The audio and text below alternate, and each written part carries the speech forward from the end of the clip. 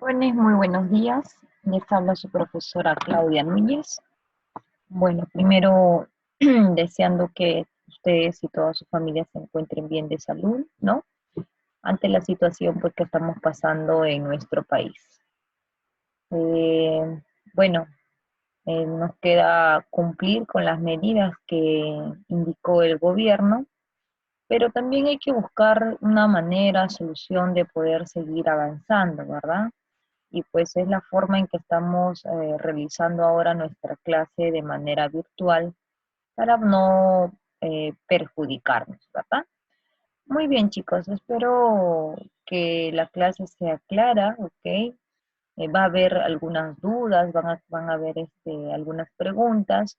Les pido por favor que lo puedan, lo realicen mediante la plataforma, ¿no? Lo pueden escribir realizando sus consultas y la idea pues es que todo quede claro, ¿no? Vamos a hacer uso de materiales electrónicos, ¿no? Que podemos encontrar en internet, que les puedo compartir. Vamos a resolver ejercicios, les voy a dejar una serie de ejercicios, tanto resueltos como para que ustedes también resuelvan, ¿no? Como una guía, de tal manera que logremos el fin, ¿no? Con poder comprender el tema. Bien, vamos a continuar entonces, correspondiente a la semana 3 sobre la disociación electrolítica de ácidos y bases, tanto fuertes como débiles, y la determinación del pH.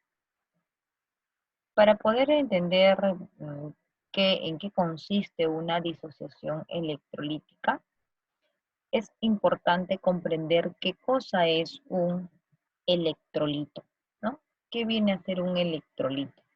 Nos dice que son sustancias que al disolverse generan soluciones que conducen la corriente eléctrica. Acuérdate que una solución es una mezcla homogénea, ¿verdad? En el cual el soluto está completamente disuelto en el solvente. Entonces, ¿cómo los electrolitos, ¿no? van a conducir la corriente eléctrica? Aquí vamos a ver un videíto donde nos permite comprender un poquito más sobre estos electrolitos. Ahora les presento.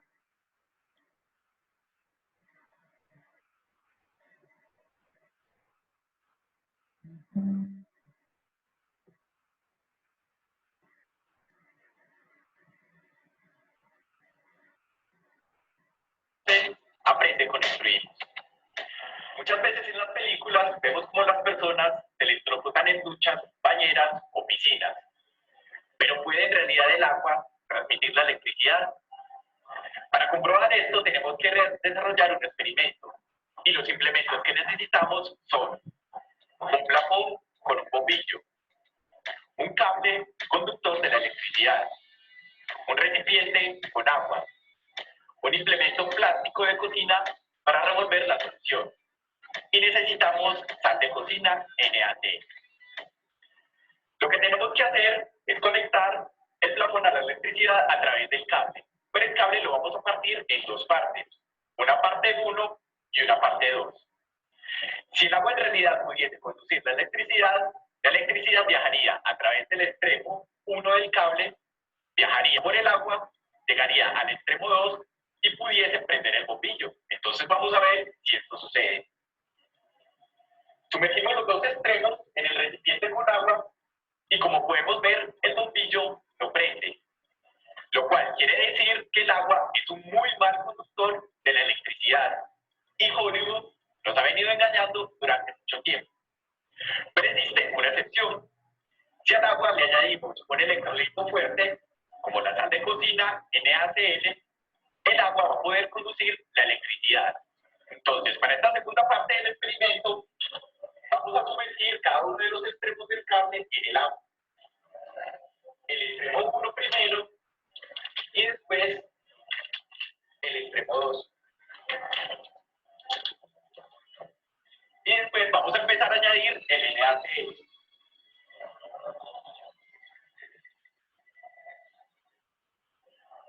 Con nuestro implemento plástico podemos empezar a revolver la mesa.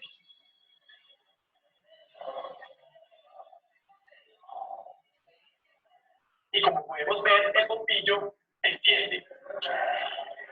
Lo que sucede en este experimento es que el NaCl, al yo meterlo en el agua, se disocia en dos iones. El ion Na+, y el ion Cl-. El ion Na+ y el Cl- pueden interactuar entre sí, haciendo que se conduzca la electricidad. Así pues, en realidad el agua es un muy mal conductor de la electricidad, pero si al agua le añadimos un electrolito fuerte, esta podrá conducir la electricidad. Nos vemos en otra ocasión con más temas de interés acá en Aprendemos con Intuimos.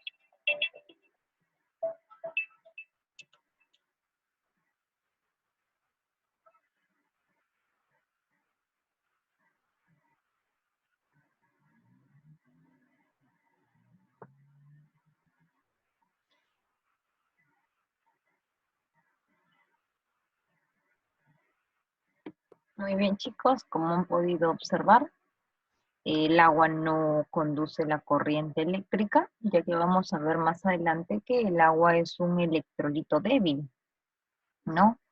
Mientras que cuando agregamos la sal, ¿no? Este va a disociarse, va a haber una disociación electrolítica, ya que va a formarse el catión sodio y el anión cloruro, los cuales van a ayudar a que exista una conductividad eléctrica, ¿correcto? Entonces, eso vienen a ser los electrolitos. Entonces, si encontramos iones en la solución, estos iones, o los electrolitos, van a ser provenientes de sustancias ácidas, pueden ser tanto fuertes, débiles, que vamos a hablar a continuación, como también pueden provenir de bases o sales, ¿no? Que son solubles, obviamente, en agua, ¿no? Acuérdate que estamos hablando de una solución, vuelvo a repetir, solución viene a ser una mezcla homogénea. Nos dicen, hay electrolitos que se disocian completamente. A eso nosotros llamamos electrolitos fuertes, como hemos visto que es el cloruro de sodio, ¿no? En estos electrolitos fuertes, en estas soluciones, no hay moléculas sin disociar, ¿ok? No hay sustancia que se encuentre sin disociar. Por lo tanto, lo que nosotros vamos a encontrar es catión y anión, en el cual pues se encuentra completamente disociado estas sustancias, los cuales van a generar eh, conductividad y que exista pues una mayor cantidad de estos electrolitos. ¿Okay? Tenemos un video aquí de la importancia de los electrolitos en la salud, ¿no? Cómo estos pueden influenciar en nuestro sistema. Vamos a ver.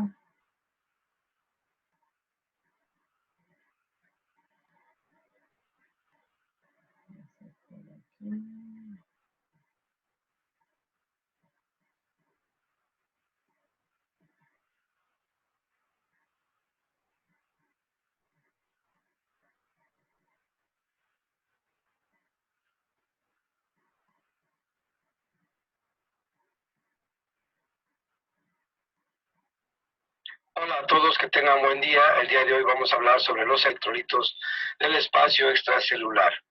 Los electrolitos favorecen el balance ácido-base. Los electrolitos se expresan en miliequivalentes.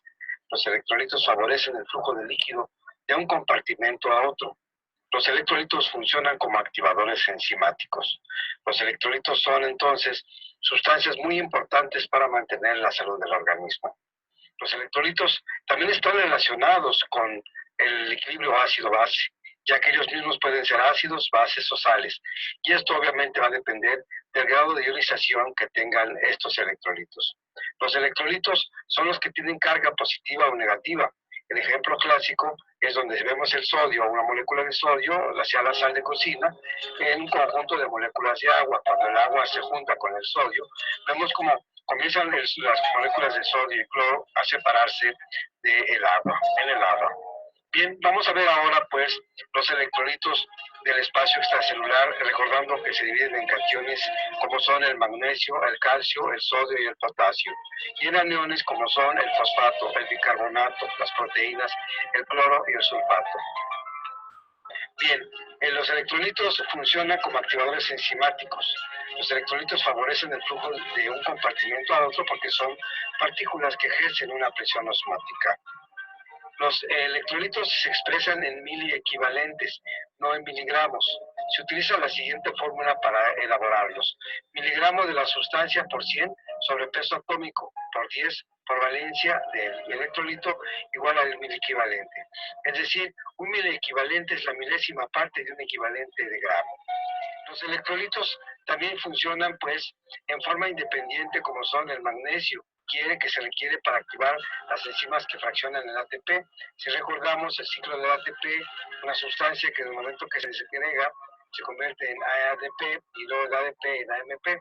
Durante esa degradación generan energía y con esto pues estimula la formación de mejor dicho, el desarrollo de las funciones celulares.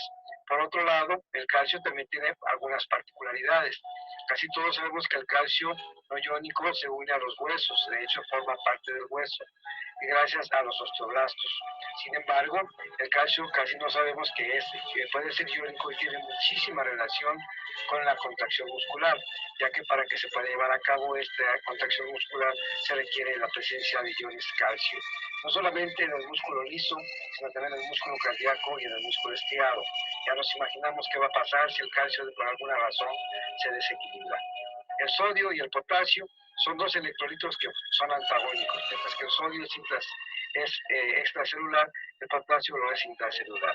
Sin embargo, durante ese intercambio de iones en la bomba sodio-potasio, este antagonismo estimula los impulsos nerviosos, inclusive también los impulsos musculares. Los aniones como son el fosfato, el bicarbonato y las proteínas tienen algunas particularidades también. Por ejemplo, el bicarbonato tiene mucho que ver con el equilibrio ácido-base. Así pues, vemos que los electrolitos son sustancias, por decirlo así, mágicas que importan mucho para mantener la salud del individuo. Esperemos que haya quedado claro. Recordamos que en este caso, en una solución, podemos apreciar para recordar cómo aquí en color verde con amarillo vemos las moléculas de sodio y aquí en puntos rojos serían las moléculas de H2O o agua. Vemos que cuando las moléculas de H2O interactúan con las moléculas de sodio, este sodio comienza a degradarse, a descomponerse. Es decir, de esta manera actúan las cargas eléctricas dentro del organismo en un intercambio hidroeléctrico, por lo cual es muy importante para mantener la salud el equilibrio de los electrolitos, que tiene que ver mucho en caso de que haya diarrea o que haya por alguna razón deshidratación, o bien cuando se aplican muchos líquidos en el organismo. Muy bien, esperemos que haya quedado claro. Hasta luego.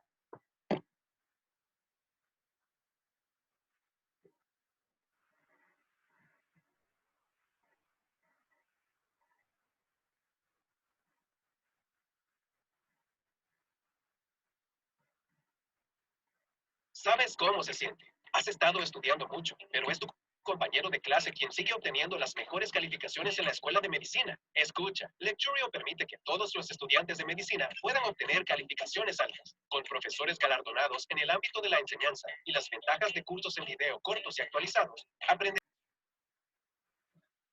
Entonces hemos visto cuán importantes son los electrolitos en la salud, ¿verdad? Tienen una serie de importancias en diferentes funciones en nuestro organismo. Bien, entonces hablemos de los tipos de electrolitos. Los electrolitos pueden clasificarse, ¿no?, de acuerdo a la disociación. Estamos hablando de los electrolitos fuertes y de los electrolitos débiles. ¿Qué vienen a ser los electrolitos fuertes? Los electrolitos fuertes son aquellos que se disocian completamente, ¿no? Y en sus soluciones hay moléculas que no se van a encontrar disociadas en equilibrio con sus iones. Entonces aquí, por favor, hay un error. electrolitos fuertes son aquellos que se disocian completamente. Hay que borrar ese no. Muy bien. Entonces, ¿cómo nosotros vamos a obtener los electrolitos fuertes? Estos electrolitos fuertes pueden provenir de un ácido fuerte, de una base fuerte, o puede ser de las sales solubles, generando así estas reacciones que se van a encontrar en un solo sentido.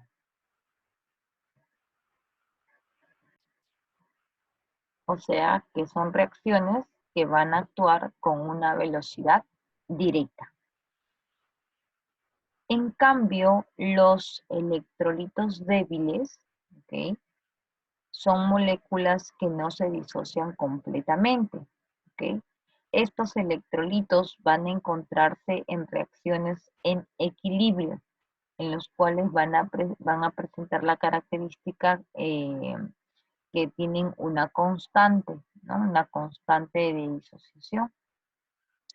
Los electrolitos débiles van a provenir de ácidos débiles o de bases débiles. Entonces, esos son los dos tipos de electrolitos que nosotros vamos a encontrar.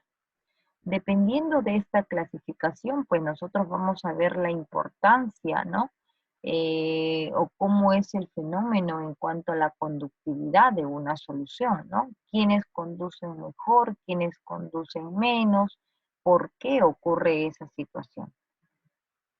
Por ejemplo, cuando hablamos de un electrolito fuerte, ¿no?, que son aquellos que se disocian completamente, debemos de entender de la siguiente manera. Por ejemplo, tengo aquí una solución de cloruro de sodio que tiene una concentración de 0,1 mol por litro y observo que la concentración del cloruro de sodio de 0,1 mol por litro inicialmente, ¿ok? Luego de que ocurre la disociación, ¿okay?, la disociación electrolítica, al mezclarse en agua va a disociarse como catión sodio y como anión cloruro, ¿cierto? Y vamos a ver que esa disociación se da completa, teniendo así la obtención de la concentración del catión de sodio 0,1 y la concentración del anión cloruro de 0,1.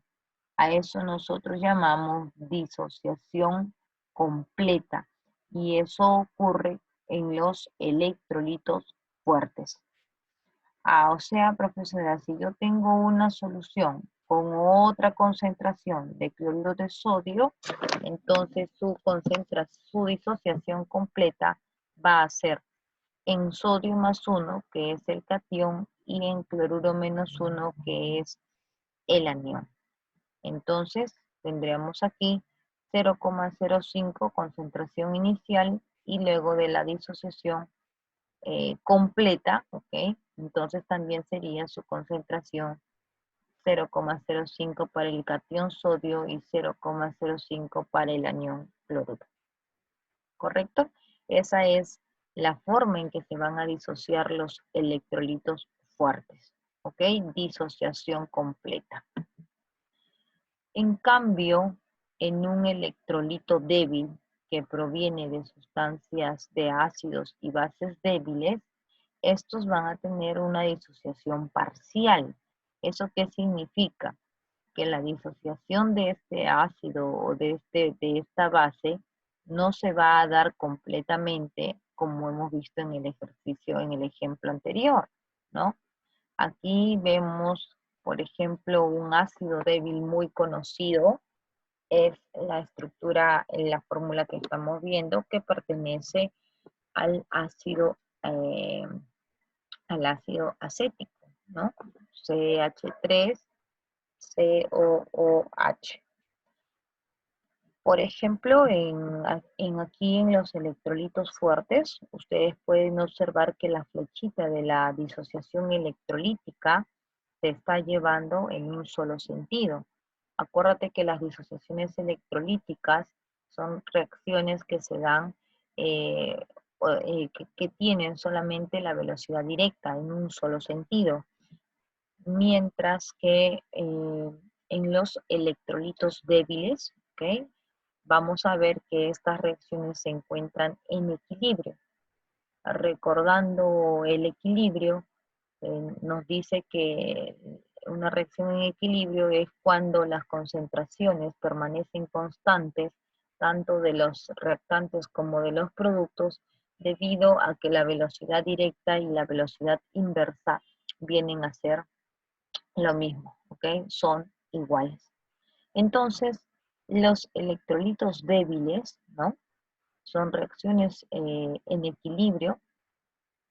Vamos a ver que hay una disociación parcial, no se va a disociar completamente, y la manera de poder comprender es pues de la siguiente forma, ¿no? Tenemos aquí la reacción del ácido acético.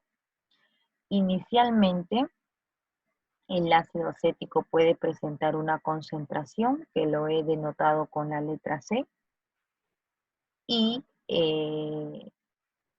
vamos a ver aquí tendría 0 inicialmente, aquí sería C para el ácido acético, 0 para el ion acetato y 0 para el protón hidrógeno.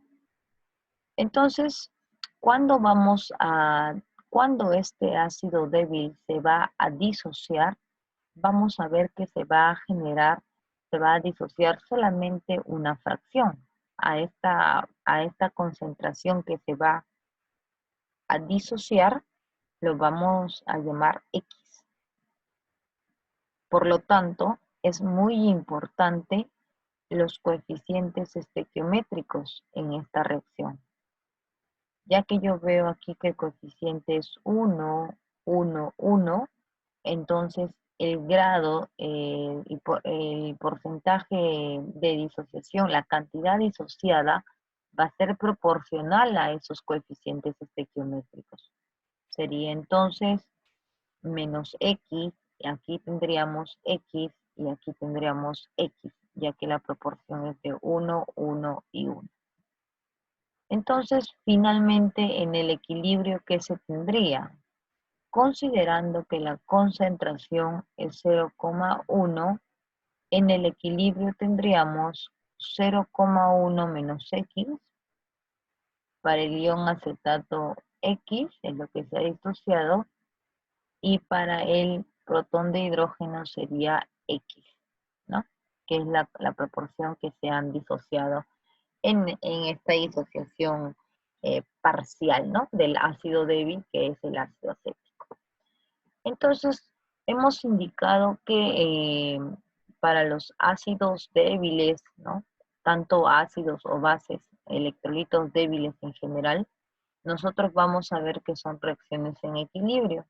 Y estas reacciones en equilibrio pues presentan una constante, ¿no? La constante de equilibrio, que va a ser especificado dependiendo de la sustancia. Si nosotros tenemos una sustancia ácida, esa constante de equilibrio se denomina constante de acidez, que es la cual estoy representando con la letra K sub A, ¿no?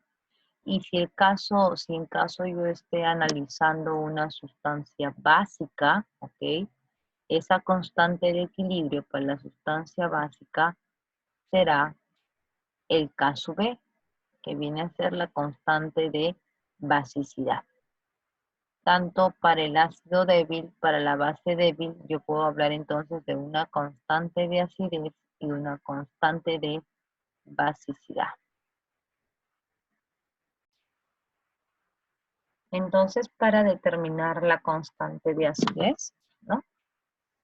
Va a estar dada por la concentración de los productos, que vendría a ser la concentración del protón de hidrógeno en el equilibrio, multiplicado por la concentración del ion acetato sobre la concentración del ácido acético, ¿no? De esa manera determinamos la constante de acidez para estos ácidos débiles, donde viene a ser eh, el valor de la constante de acidez, valor conocido, 1.8 por 10 a la menos 5. En el caso del hidróxido de amonio, ¿no?, que es una base débil, la constante sería en función de la concentración del OH multiplicado por la concentración de amonio, todo dividido entre la concentración del hidróxido de amonio. ¿Ok? Eso sería la constante de basicidad.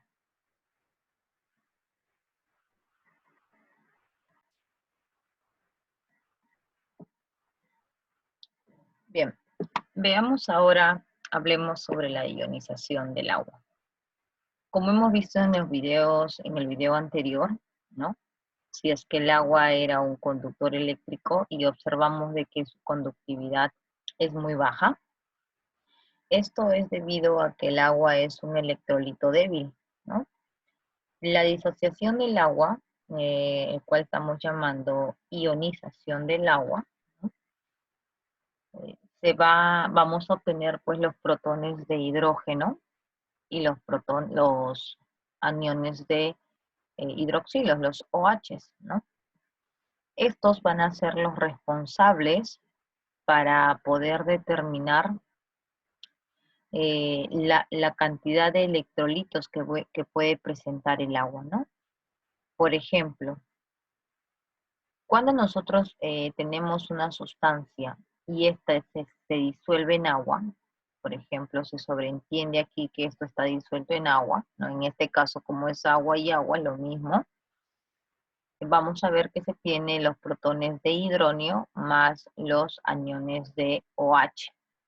Entonces, como es una reacción que corresponde a un electrolito débil, entonces podemos determinar una constante, ¿verdad? Una constante de equilibrio.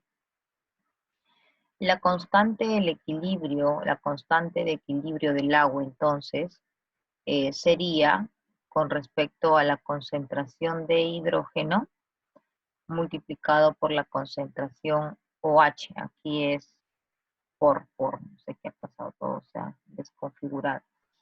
Concentración de H por la concentración de OH.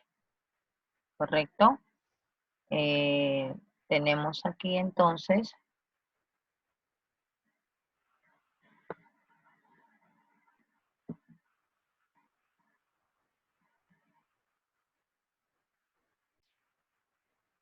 bien, ya he corregido.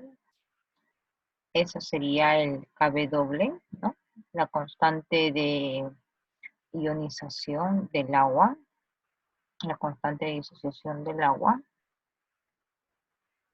sería la concentración de los protones por la concentración del OH sobre la concentración de agua. Ahora, ¿cómo nosotros sabemos que el agua es una sustancia pura? Entonces su concentración es igual a 1, ¿verdad? Recuerden que la constante de equilibrio para los líquidos sólidos, la concentración es considerada igual a 1. Entonces, esta constante de disociación del agua se conoce como el Kw.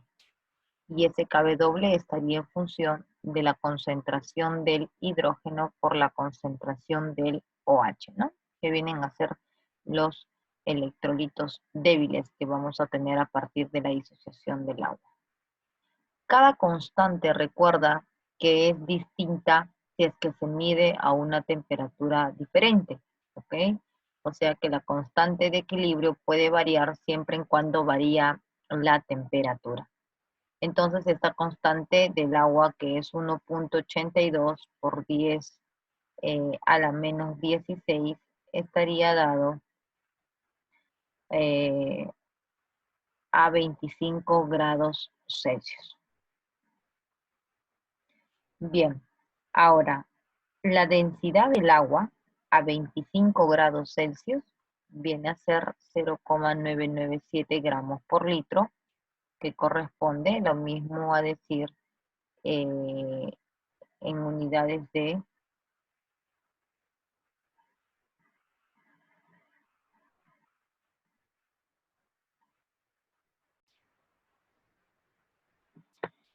tenemos la ionización del agua.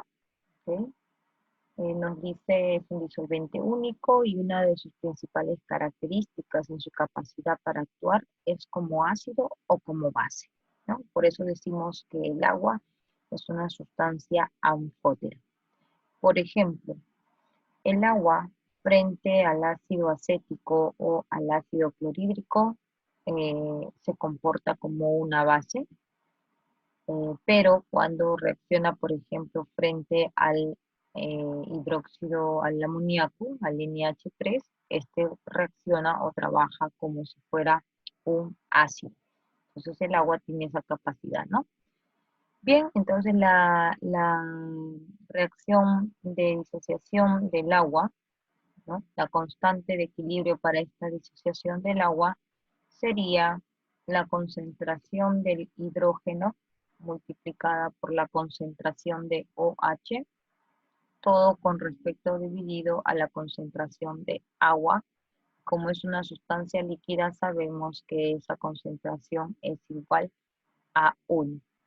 Entonces, esa constante solamente estaría en función de la concentración de los protones de hidrógeno y la concentración de los hidroxilos OH. Debido a que solo una fracción muy pequeña de las moléculas de agua están ionizadas, acuérdate que el agua es un electrolito débil, ¿no? La concentración del agua es prácticamente constante. Esa concentración sería 1 por 10 a la menos 14 cuando se trabaja a una temperatura de 25 grados Celsius. Como la concentración de hidrógeno y la concentración de OH son iguales, entonces vamos a ver que se cumple que ese Kw, que viene a ser la constante de equilibrio del agua, va a ser calculado como la constante del ácido, la constante de acidez, multiplicado por la constante de basicidad, ya que esa constante va a ser 10 a la menos 7 y de basicidad también 10 a la menos 7. Entonces, hablemos del pH. ¿Qué es el pH? ¿No? El pH significa potencial de hidrógeno. Lo que nos indica el pH es la concentración, nos dice es una medida de acidez o alcalinidad de una disolución. El pH, presten atención, indica la concentración de iones hidróneo presentes en determinadas disoluciones. Todos los compuestos, todos los productos que nos rodean tienen un determinado pH. Como estamos viendo, las baterías, por ejemplo, son muy ácidas, la sustancia que se encuentra en el estómago, el famoso jugo gástrico, tiene pH 1, el limón, la soda. Por lo general, la mayoría de alimentos que nosotros consumimos, la mayoría de productos que estamos consumiendo son sustancias ácidas, ¿ok? Mientras que las sustancias básicas son aquellos compuestos que son productos que son de limpieza, por lo general, ¿no? La lejía, el jabón, los detergentes, los quitagrasa, ¿no? Y bueno, las soluciones de amonio, los que se van acercando a la sangre, por ejemplo, que vienen a ser un pH 8, ¿no? Como vemos en la imagen, y en las soluciones que tienen pH neutro, que viene a ser el agua, ¿no? Que es lo que estamos estudiando. A ver, veamos un videíto para poder comprender mejor sobre sobre el pH, ¿no?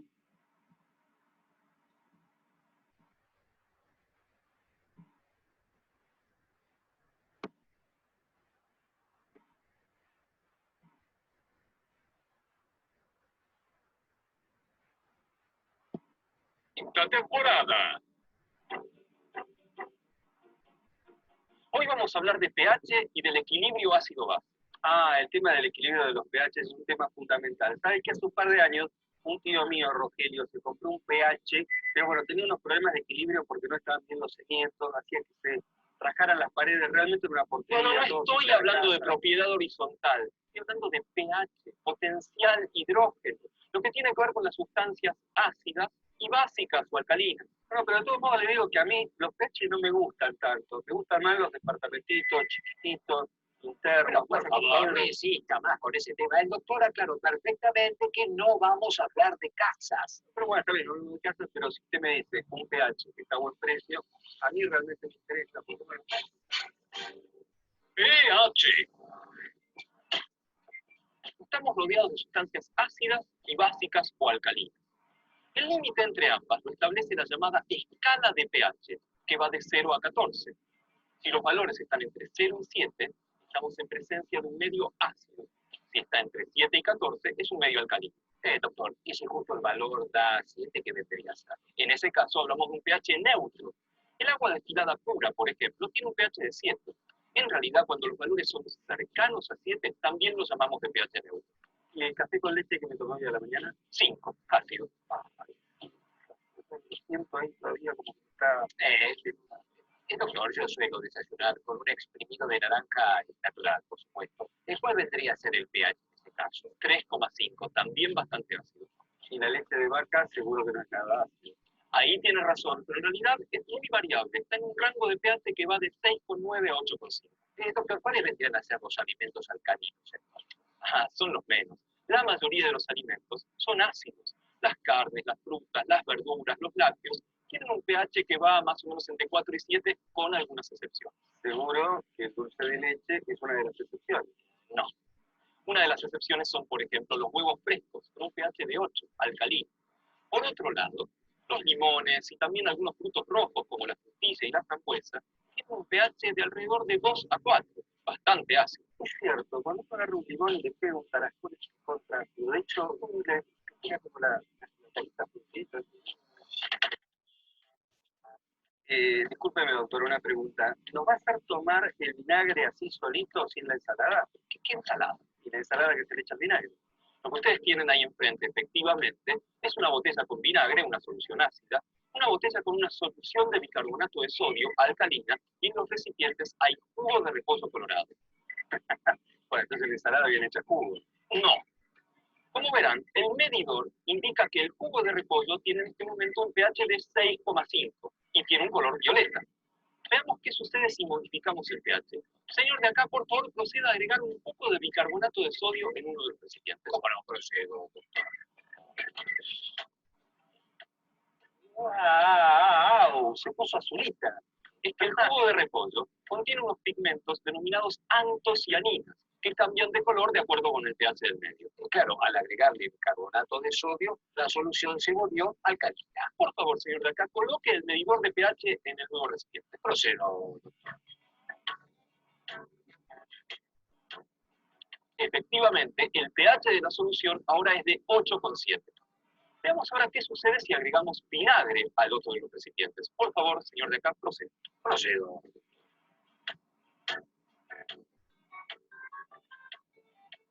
Ah, se puso rojita. Señor de acá, por favor, sitúe el medidor de pH en la nueva solución. Sitúo. Habíamos dicho que el vinagre es una solución ácida y efectivamente el pH de la solución ahora ha alcanzado un valor de 3,8. Hagamos un experimento para entender un poco mejor cómo es esto del pH. Doctor, con el respecto del caso, quería saber si es absolutamente necesario que deba lucir este elemento baberín infantil, siendo yo un sujeto experimental de tan vasta y probada trayectoria. Sí, es completamente necesario para usted. Quería hacerle notar la desproporción que hay entre la altura de la mesa y la silla, lo cual profundiza los conceptos que recién el artículo. Señor de acá, la verdad es que cada vez le entiendo menos. Pero sí, son los instrumentos necesarios para el experimento. Bueno, quiero que te diga más, algo más para mirar. Me siento en desventaja frente a mi compañero, que él sí luce una servilleta elegante y muy sobria. Vamos, hombre, no sé qué, que mire el desayuno que le tocó. En cambio a mí, mire, una miseria esto. Pero como ahora no le gustan la chocolatada y las galletitas. Sí, me gusta, pero 3 galletitas me gusta, pero en abundancia, ¿no? Así. Bien, con este experimento vamos a intentar demostrar si el pH de los alimentos influye sobre el pH de la salina. Para ello les voy a pedir que se coloquen uno de estos papeles indicadores. Sí, las tiritas de papel. Sí, en la lengua. Así. Sí, con el color hacia la lengua. Así vamos a determinar cuál es el pH de la saliva antes de desayunar. Perfecto. Mientras tanto, les quiero contar que hay una especie de ranking de pH de la digestión a medida que la comida va recorriendo nuestro cuerpo. Por ejemplo, la saliva tiene un pH que va entre 6 y 7,5. Una vez que masticamos y tragamos el alimento, pasa a la parte superior del estómago, con un pH entre 4 y 6. Pero luego, la parte inferior del estómago, el pH va entre 1 y 4. Claro, hay que hacer un pH ácido. Muy ácido. ¿Saben por qué el estómago no se destruye frente a un medio tan ácido? Porque las células del estómago secretan un moco protector. De esta manera, este pH no destruye las paredes del estómago. Luego, pasamos al duodeno, la primera parte del intestino delgado, que no está protegido, por lo tanto tiene que neutralizar el pH, llegando a valores de entre 7 y 8,5. Ahí sería un pH alcalino. Así es, y allí, en el duodeno, es donde se absorbe la mayor parte de los nutrientes. Luego seguimos con el resto del intestino delgado, el intestino grueso, que tienen un pH de entre 4 y 7. Exacto. Y la palabra chunchul viene del quechua, que significa intestino, justamente. Como una villafañe. Bueno, ahora por favor vamos a ver exactamente qué les dio la medición de pH salival. Ya. 6. Muy bien, ¿y usted, señor de acá? De acuerdo a los colores, también 6. Perfecto, habíamos dicho que el pH de la saliva era aproximadamente neutro, entre 6 y 7,5. Veamos ahora si los alimentos influyen sobre este pH, así que comiencen a tomar su desayuno, por favor. Mientras esperamos que los señores terminen de desayunar, vamos a realizar un experimento para graficar los cambios de pH que hay en el sistema digestivo. Aquí tengo una solución con bicarbonato de sodio, con un pH de 8,6, similar al pH del duodeno, del intestino delgado. Mientras que del otro lado, tengo vinagre, en este caso vinagre de manzanas, con un pH mucho más ácido. El medidor indica un pH de 3,6, similar al pH del estómago. Finalmente, lo que tengo aquí son comprimidos de un medicamento. Vamos a ver qué sucede con este medicamento cuando lo coloco en la solución de bicarbonato o en la solución de vinagre. Habíamos dicho que esta solución de bicarbonato era similar al medio que se encontraría en el duodeno. Esta solución de vinagre sería similar al medio que se encuentra en el estómago. Estos comprimidos de los medicamentos están preparados de tal manera de que se disgreguen, se disuelvan en pH alcalino, en el pH del intestino. Allí es donde se absorben los nutrientes y los medicamentos. Están preparados también para que no se disuelvan en pH ácido, el pH del estómago.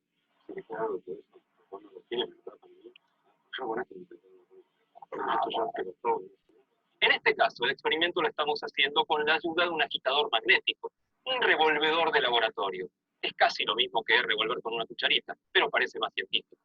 Y lo que vamos a comprobar es que efectivamente, en el frasco que contiene vinagre, los comprimidos están igual que antes.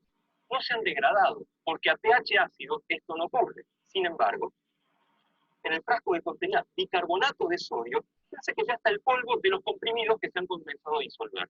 Esto es justamente para que puedan ser absorbidos en el duodeno. Bueno, veo que terminaron de desayunar, así que es un buen momento para repetir la medición. Bueno, doctor, debo decirle que este desayuno ha resultado de mi absoluto y total agrado. Pero bueno, salvo este aditamento, digamos, infanto-sanitario, ¿no? Bueno, lamentablemente yo no puedo decir lo mismo porque esto ha sido una miseria. Solo una taza de chocolatada y tres galletitas. ¿Qué es esto? ¿Economía de guerra? Nada de esto es relevante para la experiencia. Lo importante es cuánto da la medición. Señor de acá, por favor. ¿Cómo no? Vamos a ver qué dice la escala de colores. Ah, doctor, cayó drásticamente mi pH. Indica solamente 4. Habíamos dicho que el jugo de naranja y los frutos rojos tienen un pH ácido. El pH de la saliva se modificó justamente en esa dirección. Doctor, mi saliva no funciona porque me da 6 igual que antes de usar el petorchito este. En su caso, señor de allá, como usted ingirió alimentos con un pH no tan diferente al de la saliva, las soluciones amortiguadoras, presentes justamente en la saliva, lograron mantener el pH muy estable. Ah, claro, ahí lo salvaron las soluciones amortiguadoras. Pero a mí, ¿quién me da una solución para amortiguar la caída que tuve en mi pH? Tengo la saliva muy ácida, doctor. No se preocupe, señor de acá. PET también tiene estas soluciones buffer o amortiguadoras. Son las que participan de un proceso denominado homeostasis, que es el que regula el cuerpo de manera siempre de estar en un cuidado equilibrio. De cualquier manera, si usted repite la medición en unos minutos, le va a dar un pH que ha vuelto a los valores normales. Bueno, en este caso podemos repetir la experiencia. Nuevamente para mi compañero podemos traer lo mismo. Y en mi caso, además de la chocolatada y las galletitas, podemos agregar un tostado de jamón y queso. Uno más para mí. Una bondiolita de cerdo. Proyecto G, quinta temporada. Proyecto G.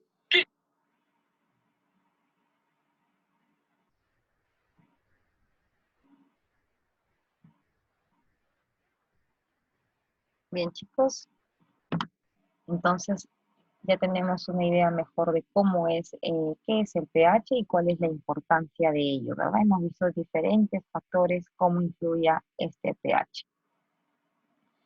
Muy bien. Entonces, bueno, regresando al equilibrio de ionización del agua, ya sabemos cómo determinar ese Kw, ¿no? Sabemos que ese Kw, que está en función de la concentración de los protones de hidrógeno y los protones y los iones OH, van a determinar esa constante Kw, que llamamos producto iónico del agua, que van a ser responsables de determinarnos el pH de esa sustancia. Entonces, esa concentración, si el producto iónico de agua es igual a 10 a la menos 14, y la concentración de hidronios y la concentración de hidroxilos son iguales, entonces podemos ver que la concentración de cada uno de estos es equivalente a 10 a la menos 7 molar. Y sabemos que el pH se determina como menos logaritmo de la concentración de los protones de hidrógeno. Por lo tanto, reemplazando en esa fórmula, podemos ver que el pH del agua viene a ser igual a 7, lo cual corresponde pues a una sustancia neutra, ¿correcto? Entonces, de esa manera vamos a determinar el pH, menos logaritmo de la concentración de hidrógeno. Bien, esta fórmula, ¿no?, de menos logaritmo de la concentración de hidrógeno nos va a nosotros poder determinar el pH de las soluciones e indicar si una solución es neutra, ácida o básica. Si el pH de la disolución es igual a 7, como hemos visto en la gráfica, vamos a hablar de una solución neutra. Si el pH es menor que 7, estaremos hablando de una solución ácida. Y si el pH es mayor que 7, estamos hablando de una solución básica. Ya sabemos que la concentración de hidrógeno y la concentración de OH es equivalente a la constante del producto iónico del agua, que es 10 a la menos 14. Y sabemos que la concentración de hidrógeno y de OH son iguales, que es equivalente a 10 a la menos 7. Por lo tanto, podemos deducir que el pH más el pOH siempre van a sumar 14, ¿correcto? Entonces, el pH nos determina la concentración de hidrógeno, el pH, el pOH, la concentración de los hidroxilos. Resultan muy útiles para establecer de manera rápida la acidez y la basicidad de una sustancia. ¿Cómo se determina el pH? Aquí algunos puntos para conocer, ¿no?, de qué maneras podemos determinar el pH. Existen diferentes métodos para determinar el pH. Pueden ser métodos cualitativo, de manera cualitativa, ¿no?, cuando simplemente se quiere saber si la sustancia es ácida o básica, o también podemos utilizar métodos que nos permiten determinar el pH de una forma más exacta, ¿no?, el valor exacto del pH de una solución.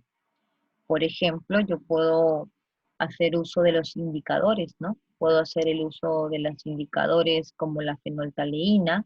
Sabemos que la fenolftaleína en una solución básica va a tender a cambiar al rojo grosella, mientras que en una solución ácida se mantiene pues de forma incolora, ¿no?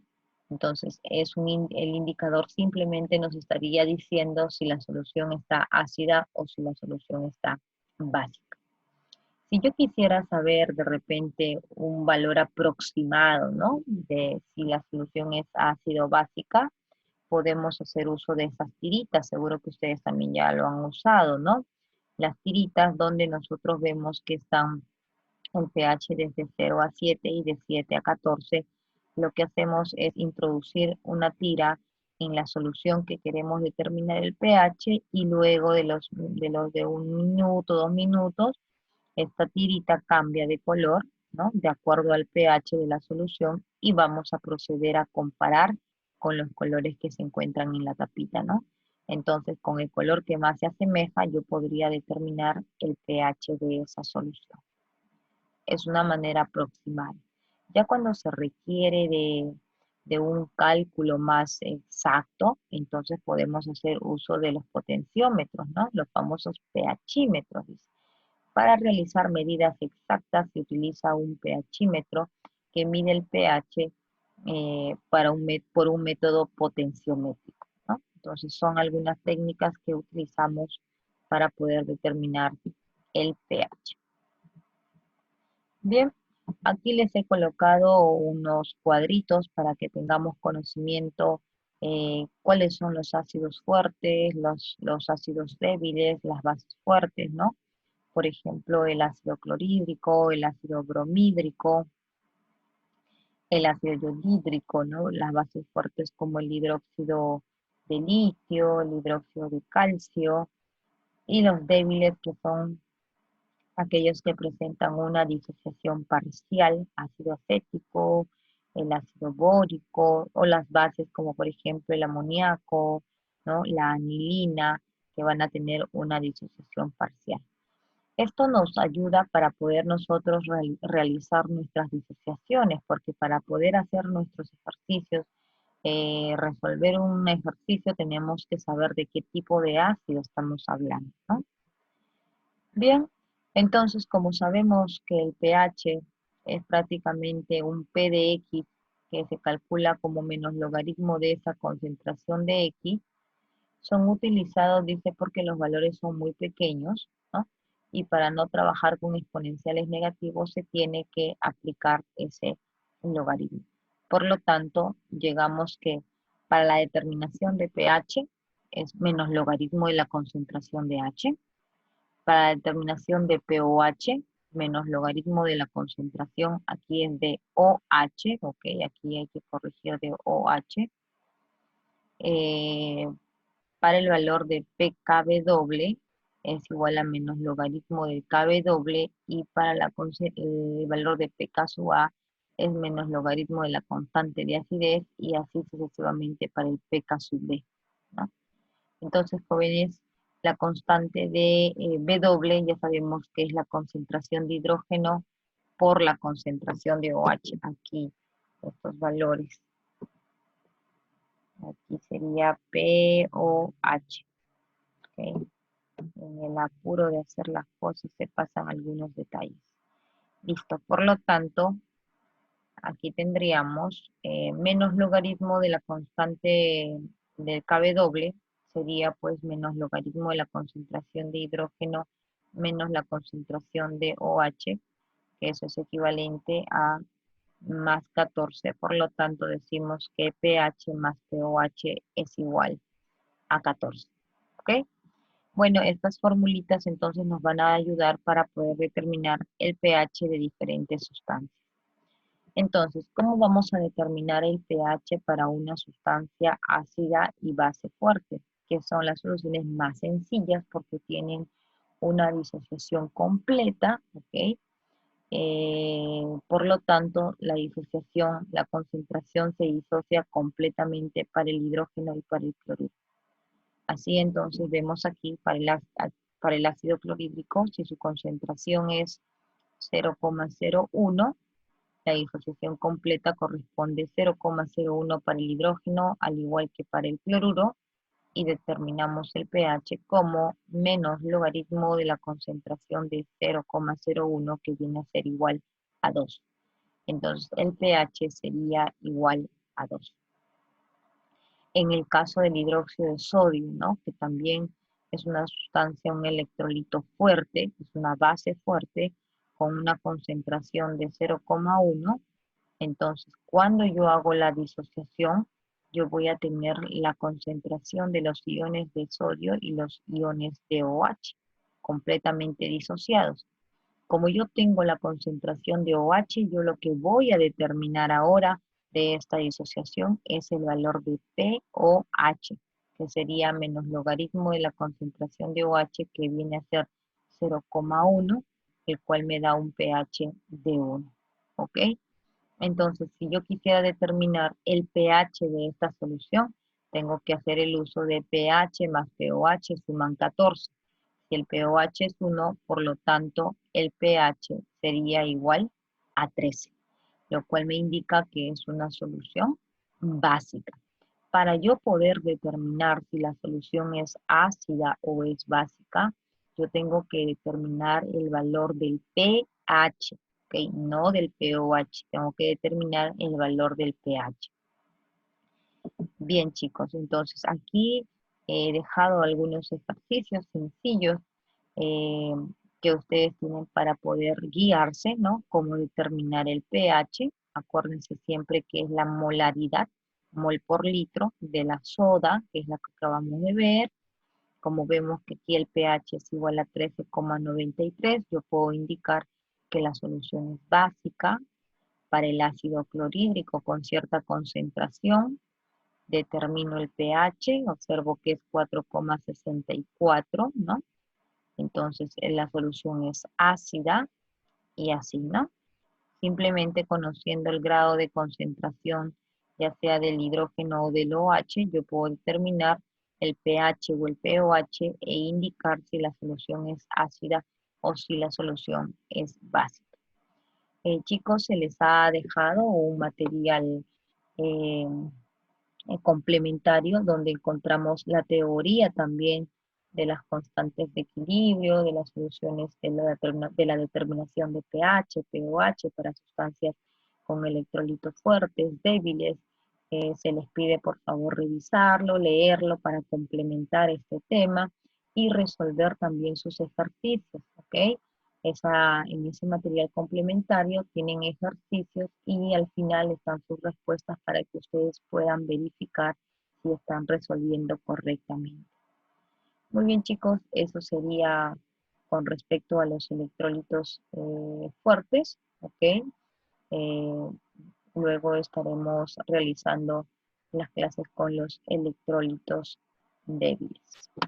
Cuídense, saludos.